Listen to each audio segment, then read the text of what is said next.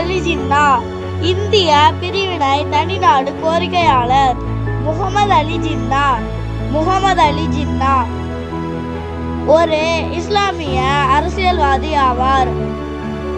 ஆங்கில இந்திய முஸ்லிம் லீக் கட்சியில் ஒரு தலைவராக இருந்த ஜின்னா இந்தியா பிரிக்கப்பட்டு பாகிஸ்தான் என்ற தனிநாடு ஏற்பட்ட பின் அந்த நாட்டின் தந்தையார் பாபா ஏ கௌம் என்ற அழைக்கப்படுகிறார். இவரின் பிறந்த நாள் பாகிஸ்தானில் ஒரு தேசிய திருவிழாவாக கொண்டாடப்படுகிறது.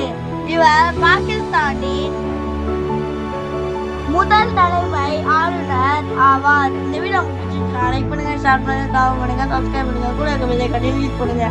Thank you, bye by.